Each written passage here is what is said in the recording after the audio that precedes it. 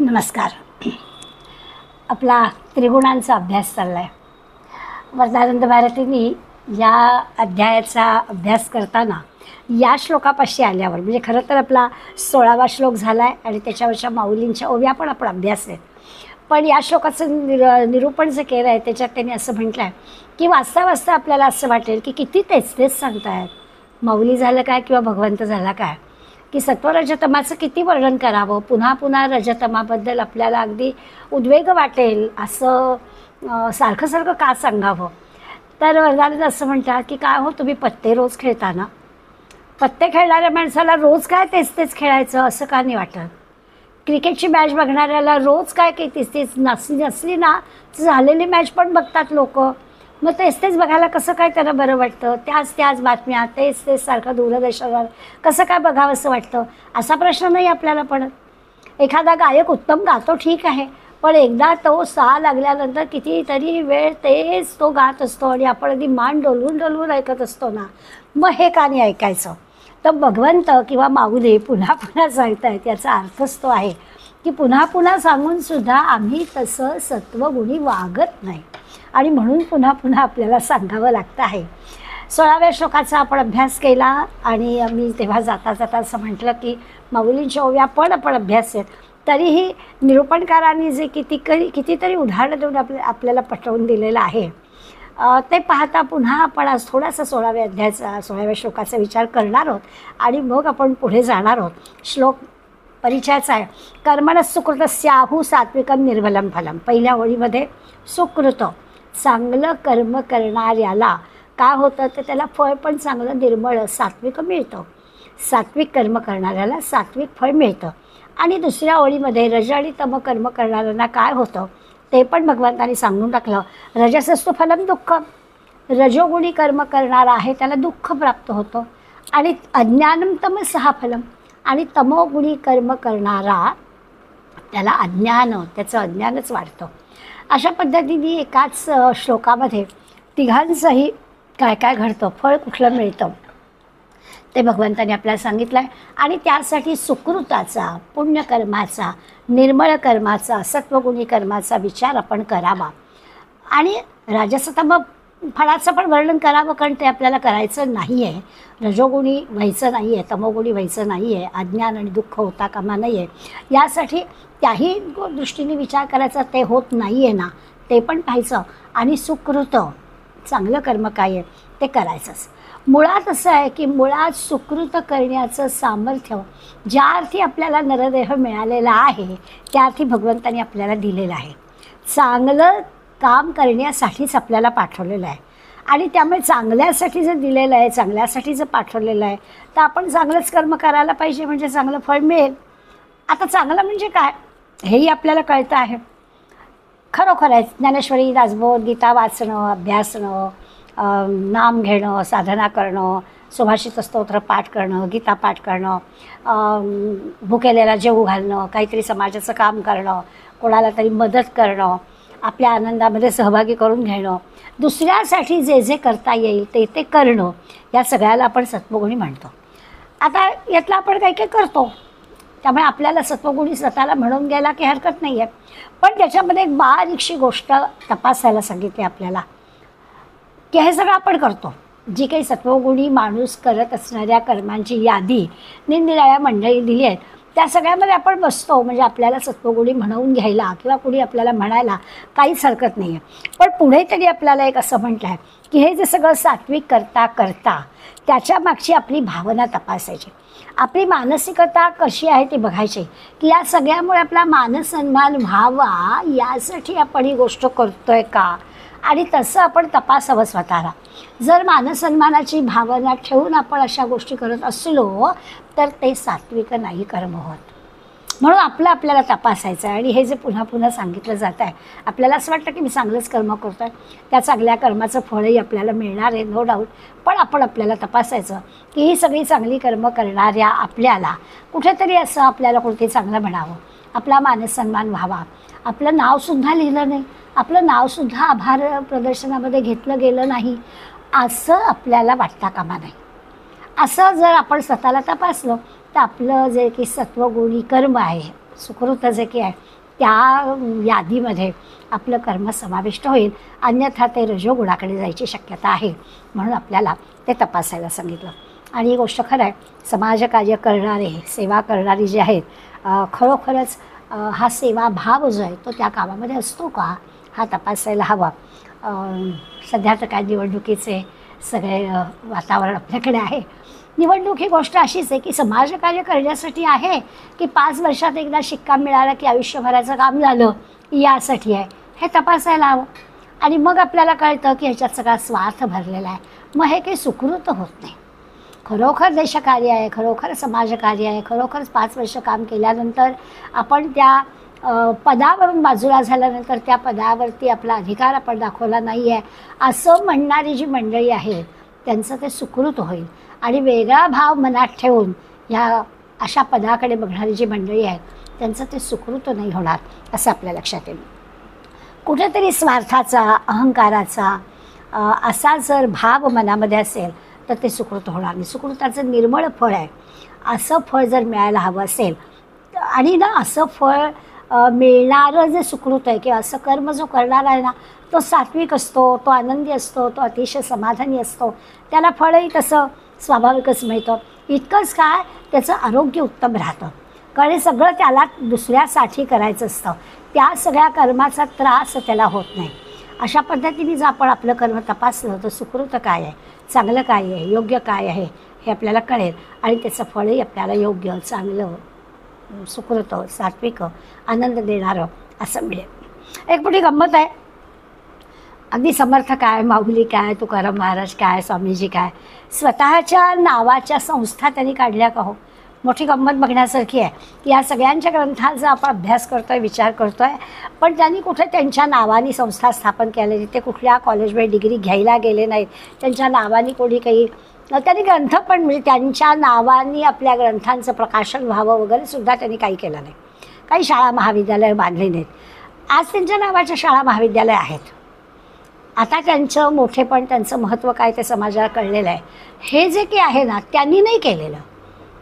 अहो 4 ओळी जरी लिहिल्या तरी खाली नाव लिहिलं जातं. यांनी कुठेच नाही आपलं नाव लिहिलेलं.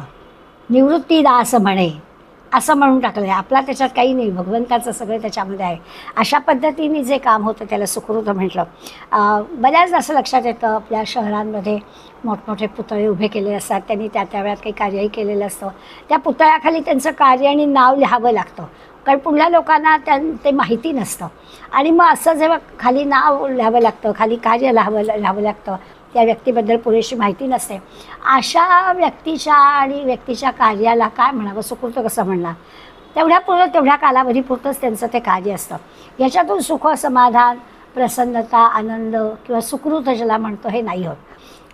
किंवा वस्तूंमधून जे मिळणार असं आहे, तर आपल्याला आता चांगला परिचयाच झालेला आहे की वस्तूंमधून मिळणारा जो आनंद आहे तो काही निर्मल फल देणारा नाही आहे. मर्यादित स्वरूपात जर आपण ते घेतलं तर त्याच्यातून निर्मल फल मिळतं. आपल्याला पक्वानांचं उदाहरण माहिती आहे की ते मर्यादित स्वरूपात जर आपण घेतलं तर तो आनंद आहे, पण अति झालं की त्याचा त्रास आपल्याला होतो. ते सुख घ्यायच्याऐवजी ते दुःखच आपण घेतो. म्हणून आपल्याला लक्षात ठेवायचं आहे की ते सुद्धा व्यक्तीमधलं, वस्तूंमधलं फळ जे आहे ते निर्मळ फळ म्हणता येत नाही. भागवतामध्ये सुदामाचं आख्यान आहे. सुदाम दरिद्री आहे, अन्नान्न दशा आहे, पोराबाळांना पोटभर काय, खायला अन्न नाही आहे असं आहे, दरिद्री अगदी. आणि सुदामाच्या तोंडी भागवतामध्ये असं म्हटलेलं आहे, नसे सार अन्नात काही. सुदामा आपल्या मुलाला सांगतोय की नसे सार अन्नात काही, अन्नामध्ये काही सार नाही आहे. मग कशात सार आहे, जपा रे जपा तो राम शेषशाही. त्या भगवंताचं नाम घ्या, त्याच्यामध्ये सगळं काय ते आहे.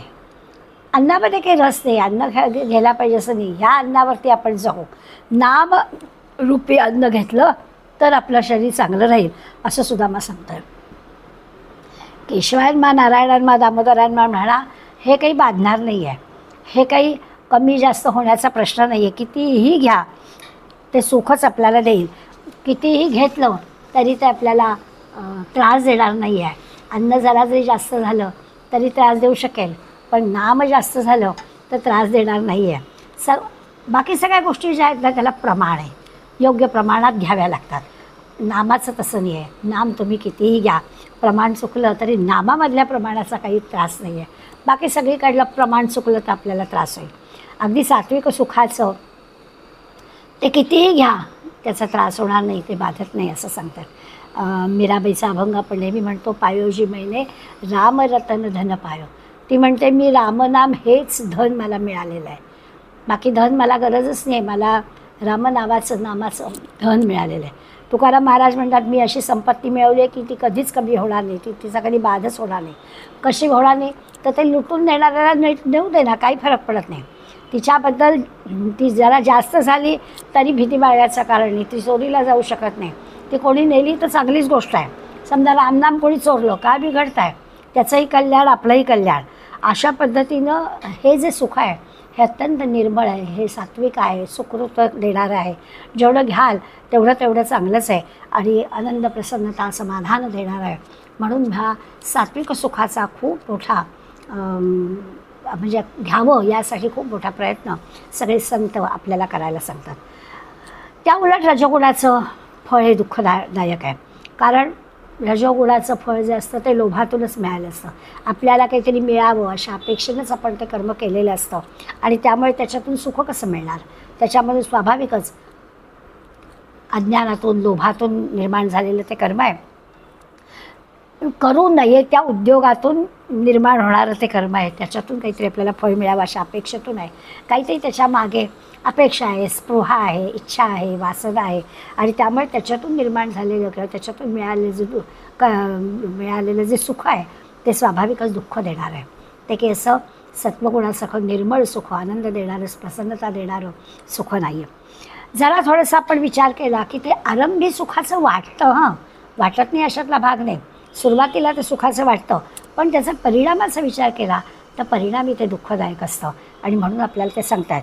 म्हणजे अगदी मगाचंच पक्वान्नांचं उदाहरण तर आपल्याला नेहमीचंच आहे की ते मर्यादित स्वरूपात घेतलं तर आनंद आहे, मर्यादेच्या बाहेर ते गेलं तर मात्र ते दुःखदायक आहे. आपलं धर्मशास्त्र असं आहे की धर्मशास्त्रामध्ये आहाराबद्दल खूप सारी गोष्ट सांगितलेली आहे. आपल्याला पुढल्या 17व्या अध्यायामध्ये ह्या सगळ्या गोष्टी पुन्हा एकदा पाहिजेत, तेव्हा आपल्या लक्षात येईल की धर्मशास्त्र आपल्याला काय सांगतं की काही नियमांचं पालन करायला सांगतं.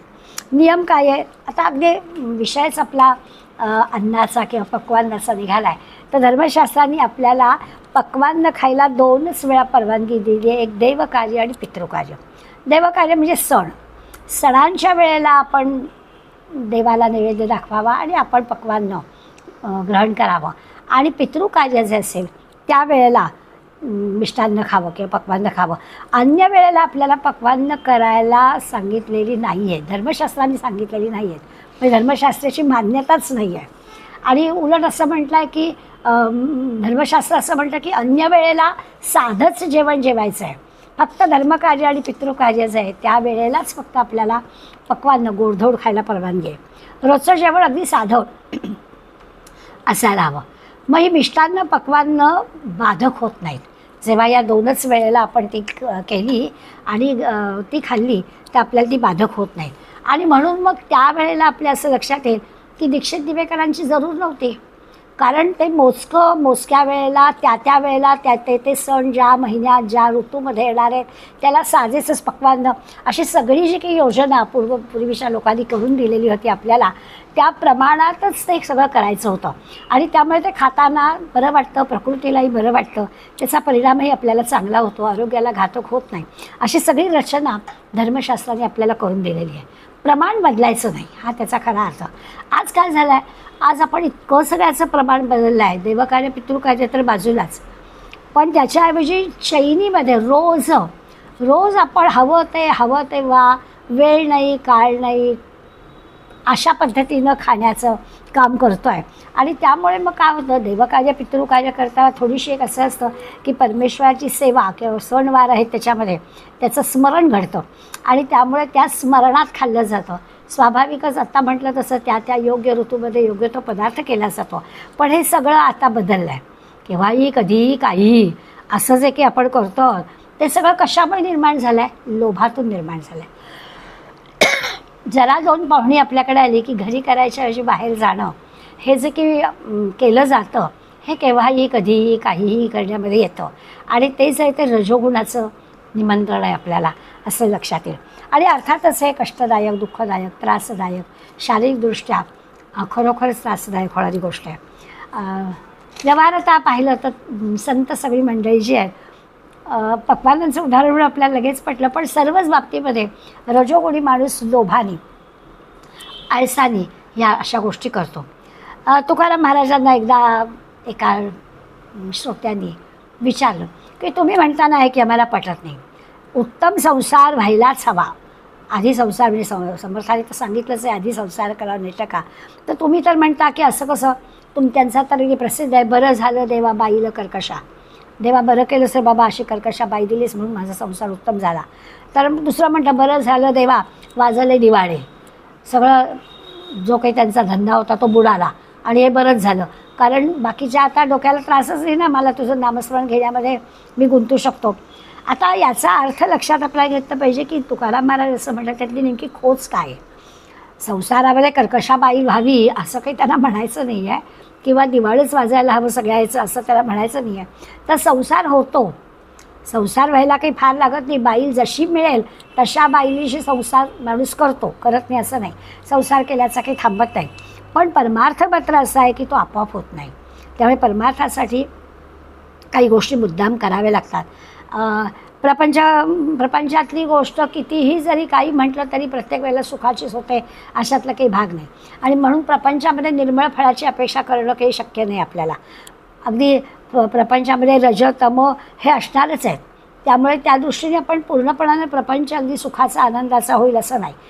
तुकाराम महाराजांनी म्हटलंच आहे, प्रपंच सुखी झाला ऐसा देखिला ना ऐकेला. त्या प्रपंचामध्ये हे असे चढउतार असणारच आहेत. पण आपण त्याचा विचार करताना त्याच्याकडे कसं पाहायचं हे बघायला हवं. म्हणून रजोगुणी माणूस लोभाने कुठली गोष्ट करू नये असं म्हटलं की मग त्याचासुद्धा जो काही प्रपंच आहे तो हा असा सुकृतमध्ये जाईल. जसा तुकाराम महाराज म्हणतात की जसं आहे ते स्वीकारायचं. बाईला कर्कशा ठीक आहे, दिवाळी वाजला ठीक आहे, तर मग ते सुकृत होईल. पण लोभासाठी हे हवं आहे ते हवं आहे असं कसं झालं आणि दुःखी असेल तर मग त्याचं काही होणार नाही. त्यामुळे तमोगुणी माणसांनी संसाराकडे कसं पाहिलं, रजोगुणी माणसांनी संसाराकडे ते सुकृत होण्यासाठी काय केलं पाहिजे हा विचार संत मंडळी आपल्याला सांगतात. आणि तमाचं तर काय, अज्ञान हेच फळ आहे. आता अज्ञान याचा अर्थ आपण जो घेतो की तो अशिक्षित आहे किंवा निरक्षर आहे, तर अशा अर्थाने आपल्याला अज्ञानाचा विचार नाही आहे करायचा. नाही तर मग समर्थाने एवढी पढत मूर्खाची लक्षणं कशाला आपल्याला सांगितली असती. तर पुस्तकी ज्ञान किंवा नावापुढे असणाऱ्या डिग्रीचा आणि इथल्या अज्ञानाचा काही विचार नाही. अज्ञान म्हणजे काय आहे तर हे सगळं न कळण्याचं अज्ञान, की मी कशासाठी काय करतो आहे, मला नेमकं ज्या माझ्या कर्मातून काय मिळायला हवा याचा काही मी विचार केलेला आहे का, आणि त्याचा परिणाम चांगला होणारं कर्म माझ्याकडून होतं आहे का. ते होत असेल तर ज्ञान, पण ते जर होत नसेल तर ते अज्ञान आहे. संस्कृतमध्ये विपरीतताम गताहा राक्षसाहा भवन्ति असं म्हटलं आहे. साक्षर याचा विपरीत म्हणजे उलट केलं तर राक्षस होतं. तसं आहे की साक्षर माणसाने, ज्ञानी माणसाने केलेल्या कर्माच्या उलट कर्म केलं तर ते राक्षस कर्म होतं. तर या अर्थाने जर आपण पाहिलं तर आपल्याला कळेल की निरक्षर किंवा अशिक्षित माणसाबद्दल म्हणायचं नाही आहे, तर शिकला सवरलेला माणूससुद्धा जेव्हा असं कुकर्म करतो, दुसऱ्याला त्रास होईल असं कर्म करतो, तेव्हा ते राक्षसीच कर्म झालं आहे, पढतमूर्खाचंच कर्म झालं आहे, तामसचं कर्म झालेलं आहे. सध्याच्या दृष्टीने विचार केला तर ते सगळे सायबर गुन्हे आपण वाचतो ऐकतो आणि सारखं आपल्याला मोबाईल वापरताना अलर्ट राहण्यासंबंधीच्या सूचना मिळतात. ते सगळे सायबर गुन्हे करणारा शिकला सवरलेला आहे, त्याला या सगळ्या बँकिंग टेक्नॉलॉजीची माहिती आहे आणि म्हणूनच तो आपल्याला गणवू फसवू शकतो. त्यामुळे शिकला सवरलेला माणूस जर दुसऱ्याला त्रास देतो तो तमोगुण आहे, ती राक्षस प्रवृत्ती आहे.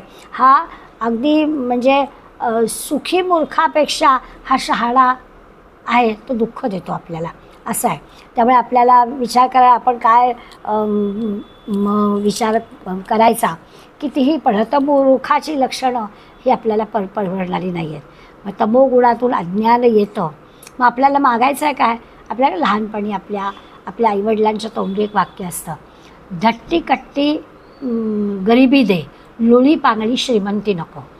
तसं आहे इथे की ह्या अशा तमोगुणातून हे असे गुन्हेगारी प्रवृत्ती वाढणार असेल तर करायचं काय शिक्षण, चुलीत जाऊ दे शिक्षण. मग तो बिचारा शेतात काम करणारा, 4 इयत्ता पण न शिकलेला, पण कष्टाने आपलं अन्न आपण तयार करणारा, दुसऱ्याला अन्न देणारा, तो परवडला. त्यामुळे अशा अर्थाने विचार करायचा की तो खरा म्हणजे सुखी. तो तुमच्या आमच्या व्यावहारिकदृष्ट्या ज्ञानी नसेल पण तरी तो सुखी, आणि व्यावहारिकदृष्ट्या ज्ञानी आहे पण तो जसा फसवणूक करणार असेल तर तो कसा, तो तमोगुणी. अशा पद्धतीनं आपल्याला विचार करायचा आहे. कबीराचा एक दोहा आहे, सुखी सब जगत आहे. कबीर म्हणतो सुखी सब जगत आहे, खाए और सोए. जग कसं सगळं सुखी आहे तर खातं आणि झोपतं. आता ह्याच्यात सुख आहे का? सगळं जग सुखी आहे, खायचं पोटभर आणि मजा करायची.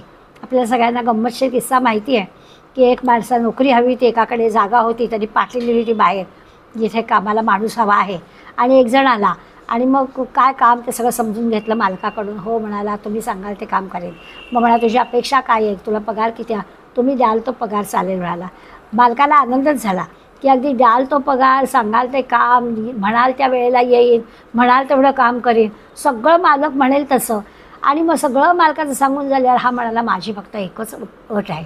त्याला काय बाबा ठीक आहे, तुझी अट सांगण्याच्या आधीच व्हायला तू माझं सगळं ऐकणार आहेस, तू म्हणशील मी देईन तेवढा पगार, मी सांगेन ते काम, तर तुझी काय अट आहे ती मला मंजूर आहे. पण त्याची अटच अशी तमोगुणी होती. तो म्हणाला माझी फक्त एकच आहे की मला जेवल्यावरती झोपावं लागतं आणि झोपून उठल्यावर जेवावं लागतं. कबीराच्या दोहासकडे सुखी सब जगत आहे, खावे और सोए. सगळं जग कसं आहे, सुखात आहे. कोणतं सुख आहे, खायचं आणि झोपायचं. आणि दास कबीर दुखी आहे. पण हा भगवंताचा दास असणारा तो काय आहे, जागे और रोहे. तो जागा पण आहे आणि तो रडतोय पण. रडतोय का, त्याला भगवंत पाहिजे आहे. जागा का आहे, त्याला भगवंत पाहिजे आहे. आणि हा सुखात आहे, खावं प्यावं आणि झोपावं. दास कबीर मात्र दुःखी आहे. तुकाराम महाराज पण असं म्हणतात की बुडत आहे हे जन पहावे डोळा. ते म्हणतात मला हे कळत नाही आहे, सुखात खावं आणि झोपावं अशी जी मंडळी आहेत त्यांच्याकडे मला पाहवत नाही. मला कळवळा येतो, मला वाईट वाटतं की अरे काय चाललं आहे. कारण हे बुडत आहे हे जन आहेत, हे असं सुखात लोळणारे, खातायत आणि झोपतायत, हे काय आहेत तर यांचं मला हे दुःख बघवत नाही आहे. हे बुडणार आहेत, बुडत आहे हे जन पहावे ना डोळा, म्हणून कळवळा येतो आम्हा. आणि संतांना त्याचं वाईट वाटतं की हे काय चाललं आहे, का हा नरदेह मिळालेला वाया घालवत आहेत, याचं दुःख संत मंडळ होतं. सगळे शास्त्र, सगळे ग्रंथ, सगळे संत आपल्याला, सगळे महापुरुष सगळ्यांना सारखं सांगतायत कसं वागावं, कसं आचरण व्हावं. झालं गेल्या जन्मातलं, पूर्वजन्मातलं काय असेल ते जाऊ दे, त्याचं सुखदुःख आपण बघूया. आता या जन्मामध्ये सुकृत कसं करून ठेवावं हे सगळं विचारे ग्रंथ, संत आपल्याला सांगतायत. पण आपल्याला जर आपलं कल्याण आणि अकल्याण कशात आहे हेच जर कळत नसेल तर किती संतांनी जागं केलं तरी झोपलेल्याला त्याचं काय हो. सोंगच घेतलेलं आहे, झोपेचं काय करणार. सतत बिचारे संत आपल्याला जागा करण्याचा प्रयत्न करतात. गोंदवलेकर महाराज म्हणतात काय वानू मी संतांचे उपकार मज निरंतर जागविते. की खरोखर निरंतर संत मंडळी आम्हाला निरंतर जागं करतायत. काय चांगलं काय वाईट हे तुम्हाला शोधून दाखवत आहेत आणि चांगल्या मार्गावर आणण्याचा प्रयत्न करतात. पण काय करायचं आम्हाला कळलं पाहिजे ना. खरोखर आमच्यावर खूप मोठे उपकार आहेत संतांचे की त्यांनी आम्हाला जागं केलं आणि योग्य मार्गाला लावलेलं आहे. सावध ठेवतात आपल्याला संत मंडळी, योग्य मार्गावर आणतायत, चुकू नये आपण म्हणून प्रयत्न पण करतायत. हे जे काही संतांच्या मधलं आणि आपल्यामधलं जे आहे, पण इथे जर पण आपण अज्ञान दाखवलं तर काय करावं, त्यांच्या सांगण्यावर पण आपण विश्वास ठेवला नाही तर काय करावं. असं जर आपलं अज्ञान असेल किंवा त्यांच्या सांगण्याबद्दल मनात शंका असेल, त्यांच्याशी वैर असेल, मी तू पण असेल, द्वैत पण असेल, तर हे सगळं जे की ना तमाची लक्षणं आहेत. गुणामुळे आपल्याला संत काय सांगतायत ते ऐकावंसं वाटत नाही, असं घडतं. यासाठी काय हो तर खरोखरच आपल्याला सावध राहायला हवं. कोण काय सांगतं आहे, काय भलं आहे, काय कल्याणाचं आहे आपल्याला कळलं पाहिजे. सत्वगुण वाढीचं लागेल असं काहीतरी कर्म, तमोगुण आणि रजोगुण दबून जातील असं काहीतरी आपल्याला करायला हवं. आणि रजोगुण तमोगुण नेहमीसाठी जाईल अशातला काही भाग नाही. कायमस्वरूपी रजोगुण तमोगुण नाहीसा होईल असं होईल असं नाही, पण निदान आपण नियंत्रणात ते राहील असा प्रयत्न तरी करायला काय हरकत आहे. कामक्रोध पुरा नष्ट होणार नाही, पण तो जरा शांत होईल. विपरीत करणी त्याची होणार नाही. निदान कामक्रोध आपण जिंकू, येईल राग पण तो आपण आपल्या ताब्यात ठेवू शकू, एवढं तर आपल्याला करायला काय हरकत आहे. संसार सोडून जायचं नाही आहे. प्रपंच कितीही जरी असा असला, आपोआप होतं असं वाटत असलं तरी त्याला सोडायचं नाही आहे. पण प्रपंच करताना आपण जागं राहून, दक्ष राहून करायला काय हरकत आहे. तमाचं जे अज्ञान नावाची गोष्ट आहे, ते अज्ञान आपण वाढू देता कामा नये, एवढं तर आपल्याला करता येईल. त्यामुळे निदान अज्ञान वाढणार नाही. कामक्रोधाला आपण जिंकून ठेवू, एवढं केलं, सावध राहिलो, दक्ष राहिलो तर आपल्याला सत्वगुणाकडे हळूहळू वाटचाल होईल. तमोगुण रजोगुण आपला कमी होईल. पण त्याच्यासाठी थोडं विवेक हवा. थोडंसं तरी आपल्याला नेमकं चांगलं वाईट काय आहे, आपल्या कल्याणाचं काय ते कळायला हवं. आपलं वाढतं ज्ञान आपल्याजवळ जे जे काही चांगलं आहे ते मिळवण्याकडे आपली प्रवृत्ती असायला हवी. अगदी लगेच ती पात्रता होईल असं नाही, पण ते चांगलं आहे हे आपल्याला कळलं पाहिजे. बऱ्याचदा असं होतं की आपण काहीतरी चुकीचं करतो हेच त्या तमोगुणी माणसाला कळत नाही. वाईट सगळ्यात हे आहे. एखादं कर्म वाईट केलं आणि ते कळलं आणि पुन्हा दुरुस्त झाली तर काहीच हरकत नाही, एक एकदा होतं असं. परंतु इथे असं होतं की तमोगुणीला ते काय असतं, दिसायला सगळं छान छान दिसतं आणि तसंच केलं जातं. त्यामुळे त्याला ते वाईट आहे हेच कळत नाही. ही सगळ्यात गोष्ट वाईट आहे. अज्ञानातच त्याला सुख वाटतं आणि हेच बरोबर आहे असं वाटतं. त्याला काय करायचं. तमोगुणी माणसाजवळ असा दुबळेपणा, गबाळेपणा, अज्ञानीपणा असा सगळा असं. थोडक्यात काय की धर्म काय सांगतं, शास्त्र काय सांगतं, संत काय सांगतात, ग्रंथ काय सांगतात, असं जे काही आहे त्यांना मंजूर असलेलं जे कर्म आहे ते कर्म आणि ते भगवंतानी आपल्याला करायला दिलेलं कर्म असं जर केलं तर त्याच्यापासून मिळणारं जे फळ आहे ते निर्मळ फळ मिळेल. पुन्हा पुन्हा पुन्हा पुन्हा आपल्याला ही गोष्ट सांगितली जाते आहे. अगदी सगळ्या ज्या काही साधना, उपासना, पूजा अर्चा, तीर्थस्थानं वगैरे वगैरे जे आहेत ती सगळी धर्मकार्य आहेत, चांगली गोष्ट आहे. पण त्यामागचं जे कारण आहे, त्याच्यामागचा जो विचार आहे तो तपासायला हवा. नाहीतर मग मंदिरांमध्ये पाट्या कशाला लागल्या असतात, चप्पल चोरापासून सावध राहा. पाठी ज्या अर्थी लागते त्या अर्थी इथे येणाऱ्या सगळ्या माणसांना त्या भगवंताच्या दर्शनामधून सुखप्राप्ती व्हावी, आनंदप्राप्ती व्हावी, शांत वाटावं, आनंद वाटावा या भूमिकेतून येत नाही आहेत असा त्याचा अर्थ होईल. त्यामुळे जिथे कोणी स्वार्थ आहे, जिथे कोणी अशा प्रकारची काहीतरी वेगळी कामना आहे, असा हेतू मनात ठेवून जो कोणी काही कर्म करत असेल त्याला निर्मळ फळ कसं मिळणार. निर्मळ विचार असतील तर निर्मळ फळ मिळेल. सत्वगुण जागा असेल तर सात्विक फळ मिळेल असा विचार करायचा. आणि त्यासाठी सुकृत ह्याला फार महत्त्व देत आहेत.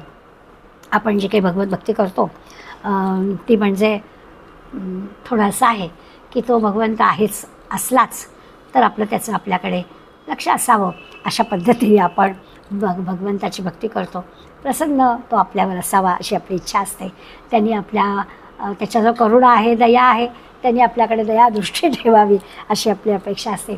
व्यावहारिक असो, प्रापंचिक असो, सगळ्या ज्या काही आपल्या अपेक्षा आहेत त्या अपेक्षा त्यांनी आपल्या पुरा कराव्यात असा जो काही दृष्टिकोन आपला असतो भगवंताकडे बघण्याचा, त्याचा फायदाही होतो. असं काही नाही आहे की अशा पद्धतीने विचार केलेल्या कर्माचं फळ त्याला मिळणार आहे का, तर मिळणार आहे, त्याचंही फळ मिळणार आहे. पण ते तेवढ्यापुरतं आहे. सुकृत याचा अर्थ जे आहे त्याचं फळाकडे लक्ष देण्याचं नाही आहे. जे काही आपण करतो ते भगवंतानी दिलेलं काम आहे, त्यांनी सांगितलेलं काम आहे. त्यावेळी त्यांनी सांगितलेलं काम, त्याच्यासाठी केलेलं काम, जे मिळणारं फळ आहे ते त्याचंच आहे. भगवंतानी आपला साधन म्हणून वापर केलेला आहे. अशा पद्धतीनं कर्माचा विचार करायचा आहे. निरपेक्ष बुद्धीनं कर्म करायचं म्हणजे मग आपण ते सात्विक कर्म केलेलं आहे, सात्विक फळ मिळणार आहे, आपण पण सात्विक करता होणार आहोत असं आपल्याला तपासून घ्यायचं आहे. असं कर्मफळ तयार करायचं आहे. पण फळाची अपेक्षा न ठेवता करायचं आहे. मिळणारच आहे. मी करता ही भूमिका जर नसेल तर कर्मफळ चांगलं मिळणारच आहे. म्हणजे आपण यापूर्वी गीतेमध्ये कर्म करून अकर्ता असं जे म्हटलेलं आहे, करायचं पण मी केलं असा भाव नाही म्हणून त्याला अकर्ता असं म्हटलं.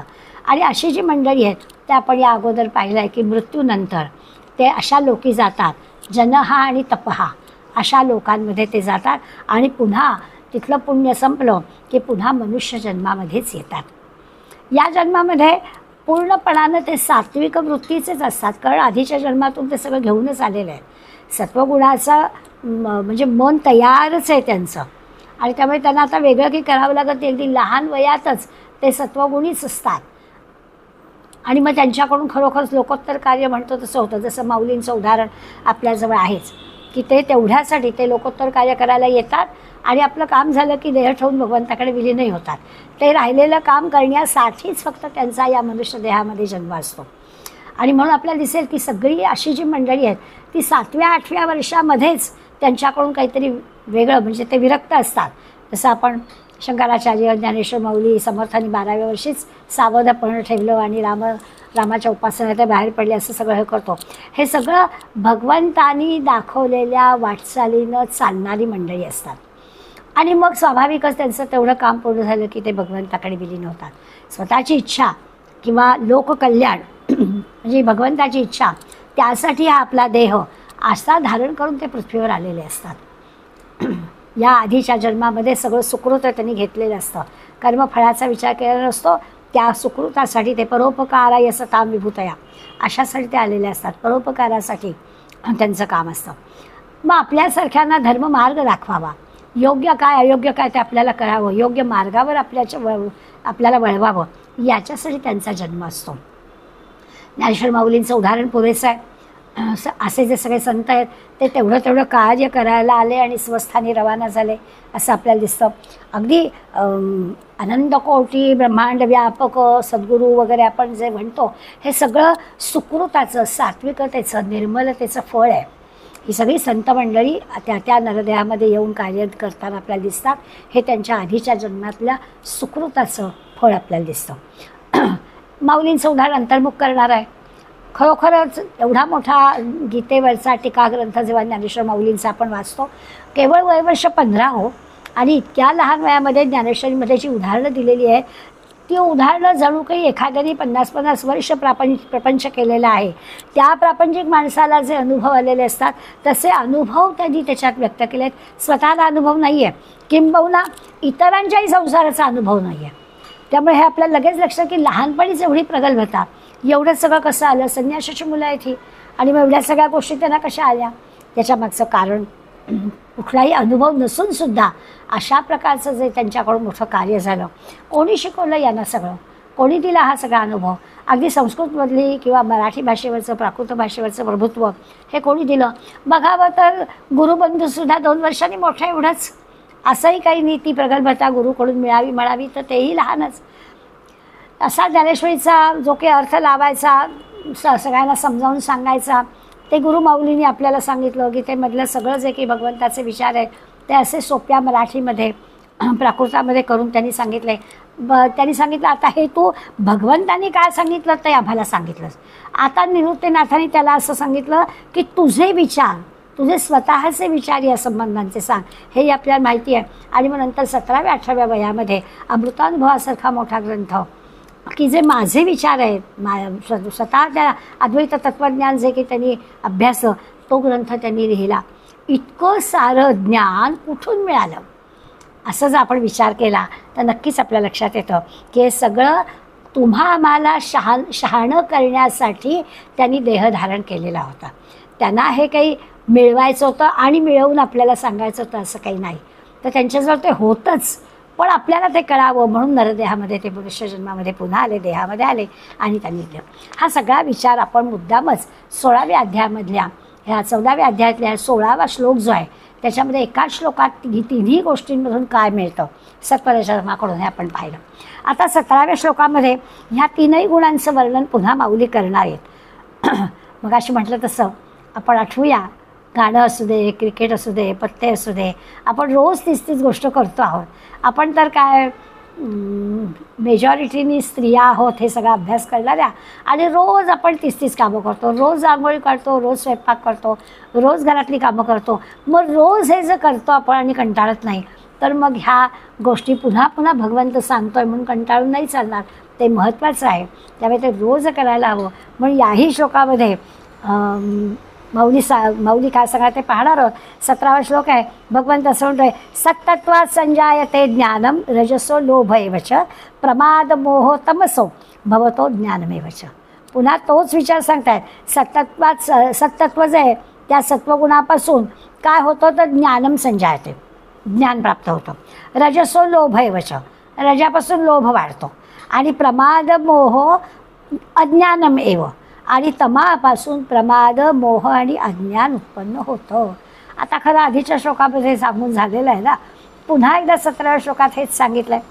माऊली म्हणतात 265वी ओवी, म्हणोनी बारे अर्जुना येथ सत्वची हेतू ज्ञाना जैसा का दिनमाना सूर्य हा पै.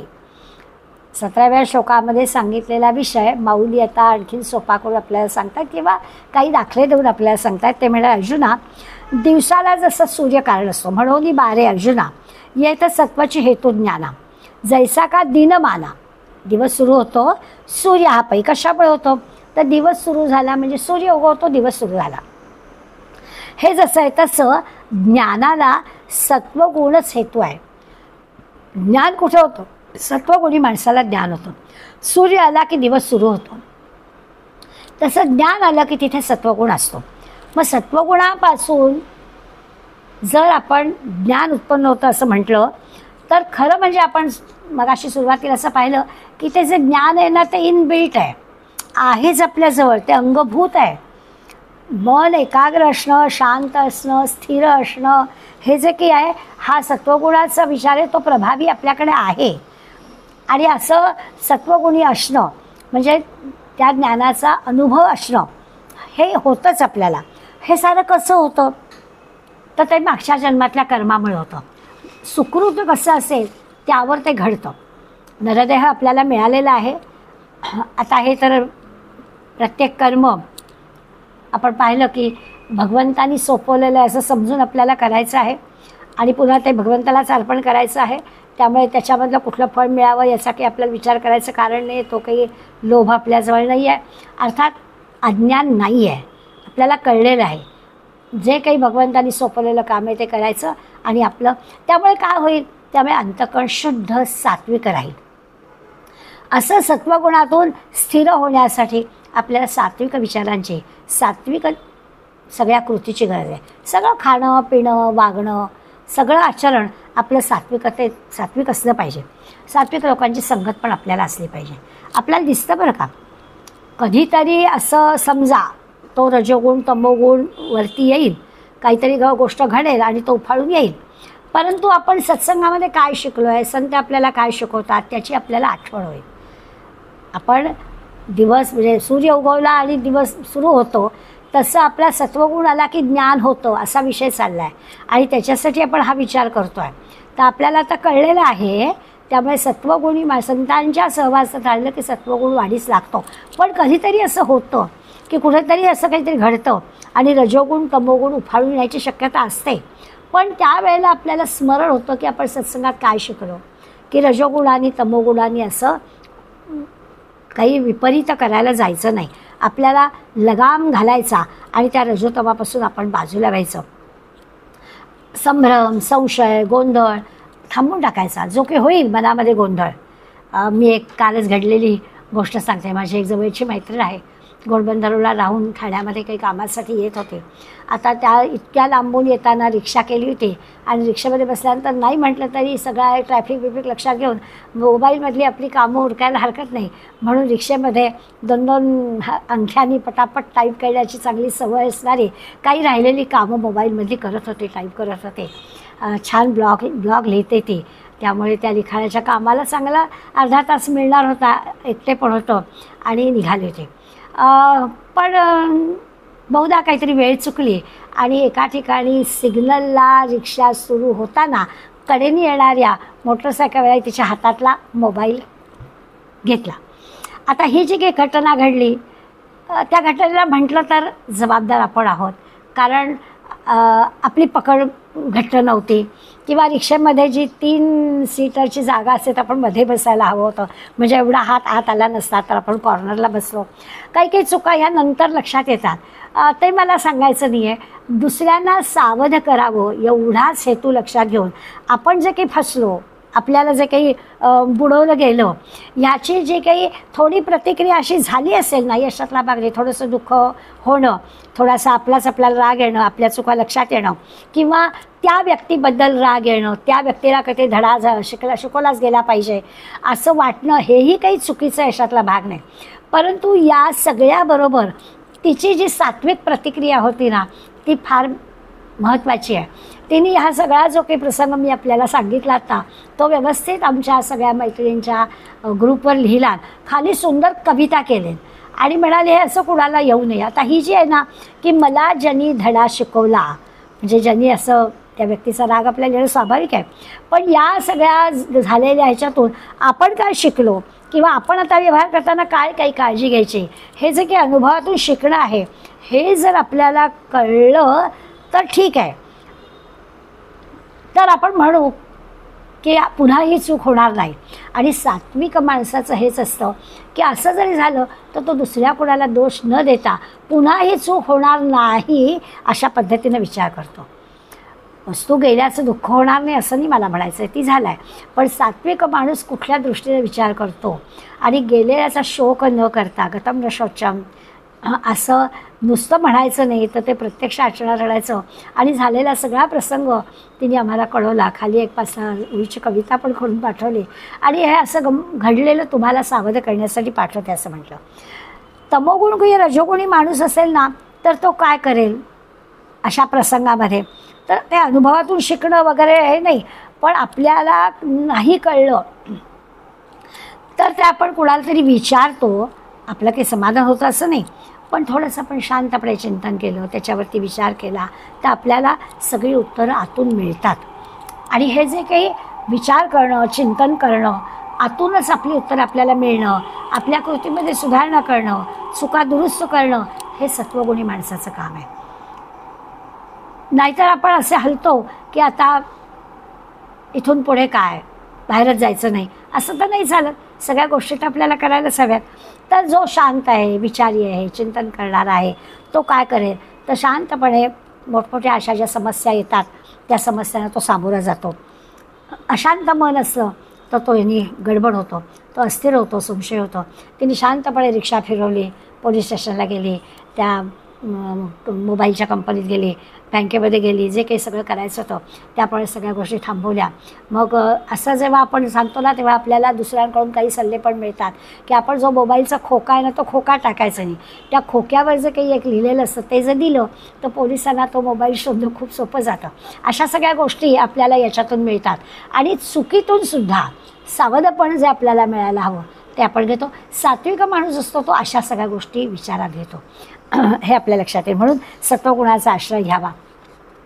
शंकराचार्यांनी 3 प्रकारच्या शिष्यांचं वर्णन केलं आहे. सत्वरजतमातले शिष्य कसे असतात तर ते म्हणे गुरु जे सांगतो ना अगदी सोपं करून सांगतो, कितीही सोपं करून सांगितलं तरी ज्याला समजत नाही, तो भलताच अर्थ काढतो, भलतंच काहीतरी आचरण करतो, तो कनिष्ठ शिष्य समजावा. ज्याला आपण तमोगुणी म्हणतो तो, की गुरु काय सांगतोय ते त्याला कळतच नाही म्हणजे तो समजून घ्यायच्या भानगडीतच पडते, काहीतरी त्यातला विपरीतच अर्थ काढतो, त्याला तमोगुण म्हणायचं. गुरु जसं सांगतात ना तसं आणि तेवढंच बरोबर करायचं, जराही चूक नाही. जसं गुरु सांगतात तसं करायचं, त्याला मध्यम शिष्य म्हणायचं, म्हणजे रजोगुणी म्हणायचं. आणि गुरूंना नेमकं काय हवं आहे, त्यांना नेमकं काय सांगायचं आहे त्याच्यामध्ये त्याच्या अगोदरचं नंतरचं सगळं बरोबर जाणतो, ज्याला आपण ताबरून ताकभात म्हणतो. अशा पद्धतीनं जो समजून नेमकं सद्गुरूंना काय सांगायचं आहे ते समजून जो करतो त्याला सगळं सांगावंच लागत नाही, थोडकं सांगूनच पुरतो. तो जो असतो तो श्रेष्ठ शिष्य, त्याला सत्वगुणी म्हणायचं. म्हणजे काय असतं, गुरूंच्या ज्या विचार लहरी असतात ना त्या विचार लहरी त्या सगळ्या गुणांचा याच्या शिष्याच्या विचार लहरींशी बरोबर ती फ्रिक्वेन्सी मॅच होते. काय नेमकं गुरूंना सांगायचं आहे ते कळतं. आत्ताच्या श्लोकामध्ये सत्वात संजय ते ज्ञानम म्हटलं आहे ना, सत्वगुणातून ज्ञान प्रगट होतं म्हटलं आहे ना, ते हे असं बरोबर सत्वगुणातून ज्ञान प्रगट होतं. त्यांनी गांगरून जायचं नाही, घाबरून जायचं नाही, गोंधळून जायचं नाही, तर त्याच्यातून ज्ञान काय मिळालं आणि त्याप्रमाणे कृती करायची, त्याला सात्विक म्हणायचं. पुढल्या ओळीमध्ये सांगतात माऊली, आणि तैसेचे हे जाण लोभासी रज कारण आपले विस्मरण द्वैता जेवी. ते म्हणा आपले विस्मरण, आपले म्हणजे स्वस्वरूपाचं विस्मरण, स्वची जी ओळख आहे त्याचं विस्मरण. हे जसं काय होतं, आपलं स्वचं विस्मरण होणं म्हणजे द्वैताला कारण होतं.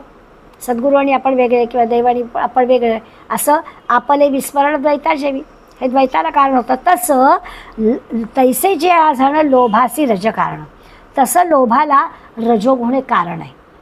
लोभामुळे रजोगुण वाढतो. लोभ हा आपल्याला आणखी हवा आहे, आणखी हवा आहे, आणखी हवा आहे असं इच्छा व्यक्त करायला लावतो आणि त्यामुळे आपला रजोगुण वाढतो.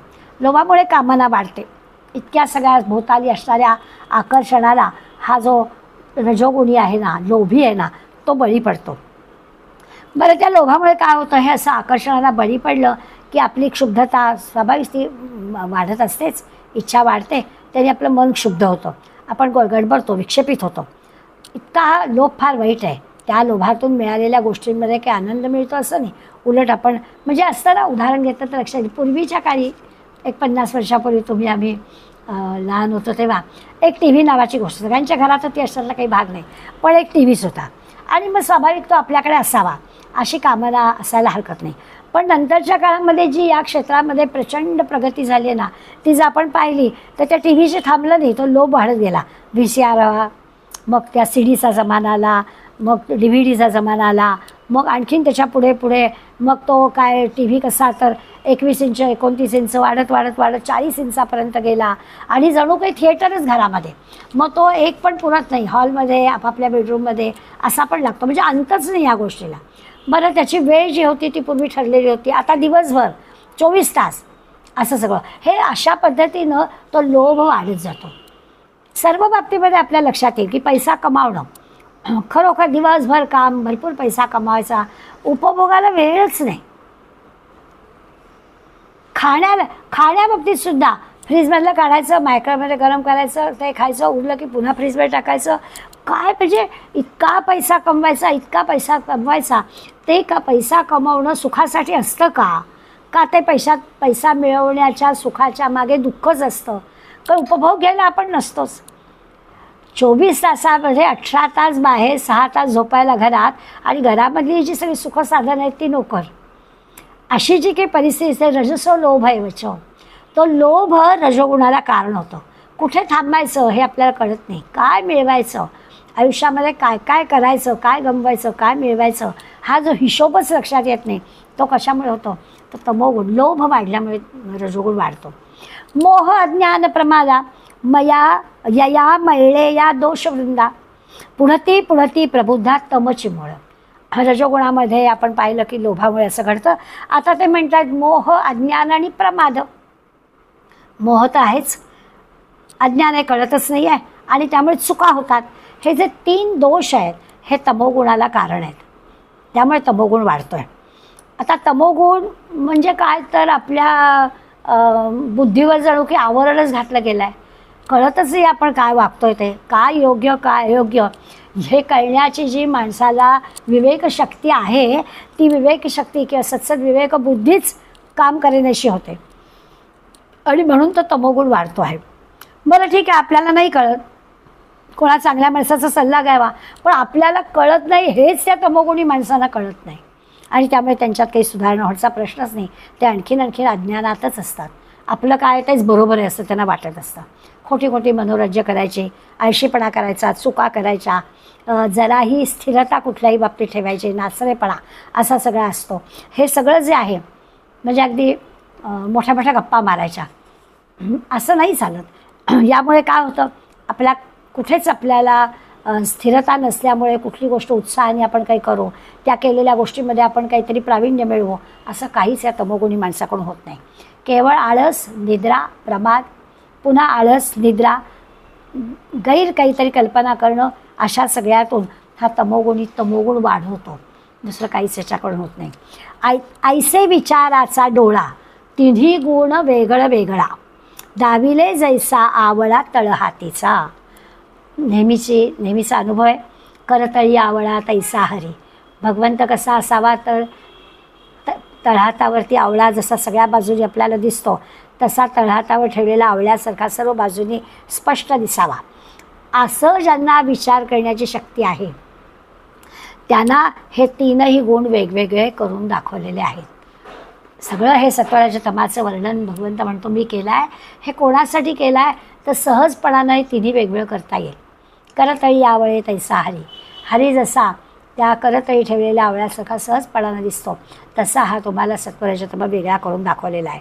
तव रजतमे दोन्ही देखील प्रौढपतनी सत्वा वासुनी आणि ज्ञानाकडे. म्हणून काय करायचं, रजतम दोन्ही हे प्रौढ पतनी घोर पतनाला कारणीभूत होणारे आहेत. रजतम हे गुण आपलं पतन करतात आणि सत्वावाचून आणि ज्ञानाकडे, आणि ज्ञानप्राप्ती सत्वगुणावाचून होणार नाही. सत्वगुण असेल तरच ज्ञानप्राप्ती होणार आहे, असं आपल्याला 269व्या ओवीमध्ये माऊलींनी स्पष्ट सांगितलं की रजतम हे घोर पतन आणि सत्वगुण हा ज्ञान देणारा. म्हणून सात्विक वृत्ती एक झाले गा जन्मवृत्ती, सर्व त्यागे चतुर्थी भक्ती जैसी. आता ते म्हणतात या 3 गुणांच्या पलीकडे भक्ती आहे, सत्वरजतमाच्या गुणातीत व्हायचं आहे.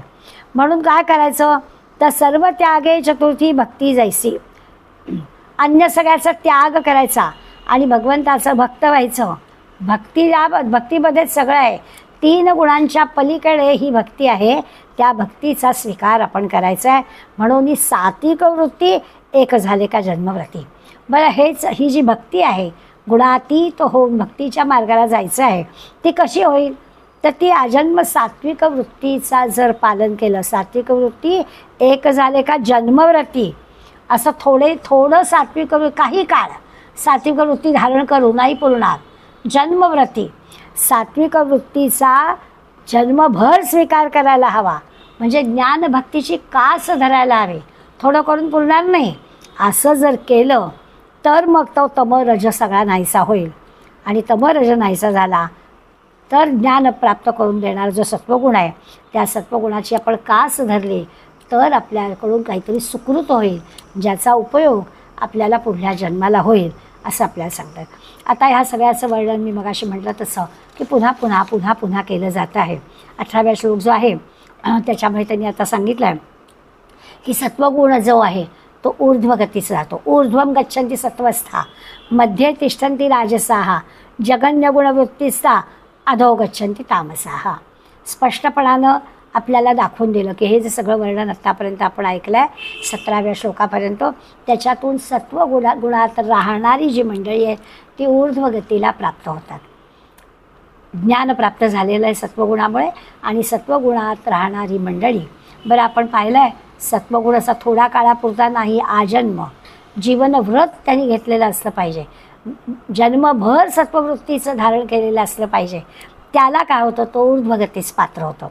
रजोगुणी मध्येच राहतात, मध्ये तिष्ठन्ति राजसाः, वर पण नाही खाली पण नाही, आणि तमोगुणी जगन्य गुणवृत्तीस्था अधो गच्छन्ति तामसाः.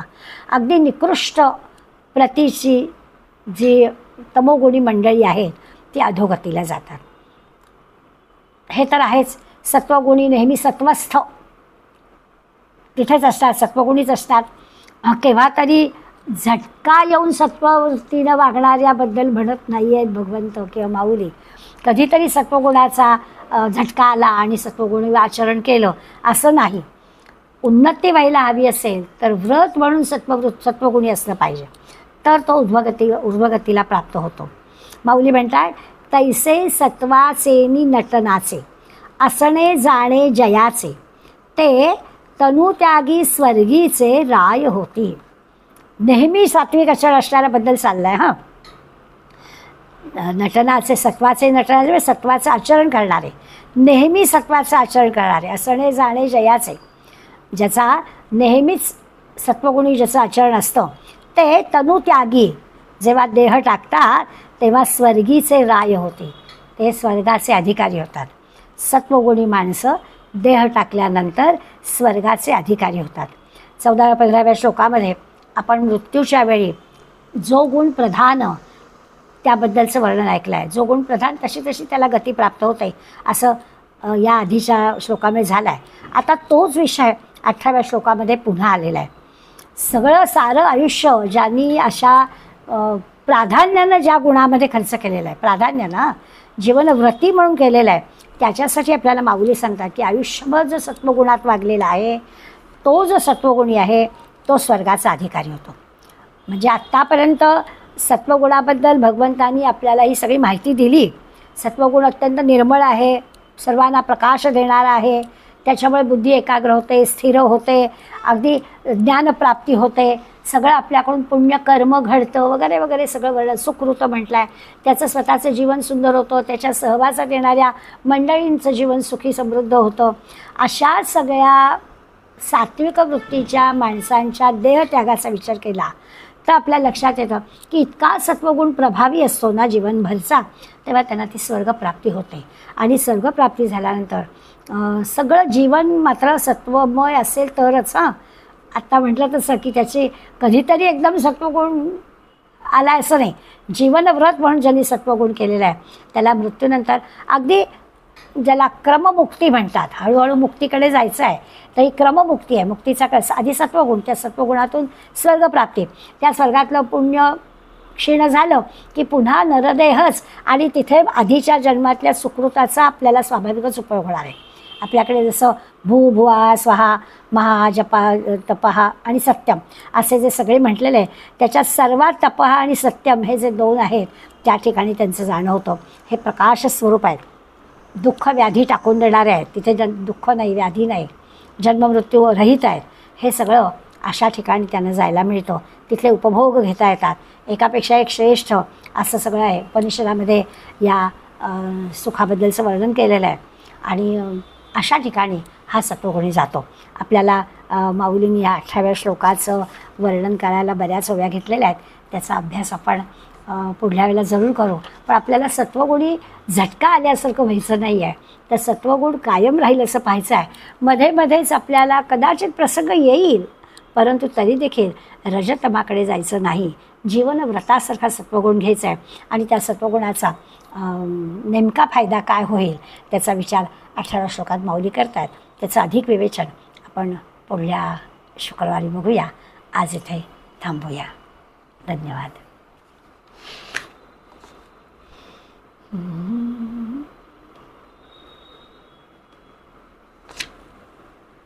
ओवी 265 पासून वाच.